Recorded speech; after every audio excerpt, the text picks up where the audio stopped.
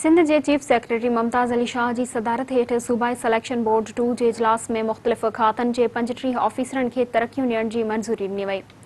Chief secretary जे सदारत हेठ Sindh secretariat में थियल इजलास में मुख़्तलिफ़ खातन जी सेक्रेटरियुनि शिरकत कई।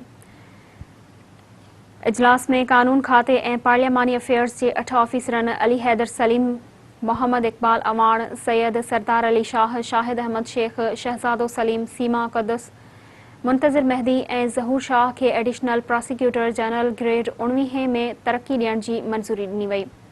इजलास में यूनिवर्सिटी एंड बोर्ड खाते जे 18 ऑफिसरनि खे 19 ग्रेड में तरक्की ॾियण जी मंज़ूरी ॾिनी वई, जिन में मोहम्मद सलीम शेख, अहमद नवाज़ सुमरो, नुसरत इकबाल, अब्बास सुमरो, हमीद अहमद गौरी ऐं ॿिया शामिल आहिनि। आबपाशी खाते जे 5 ऑफिसरनि अहमद मेमण, शकील अहमद, मोहम्मद शकीब, अहमद समो ऐं मोहम्मद शहबाज अख्तर खे सुप्रीडेंट इंजीनियर सिविल ग्रेड 19 में तरक्की ॾिनी वई।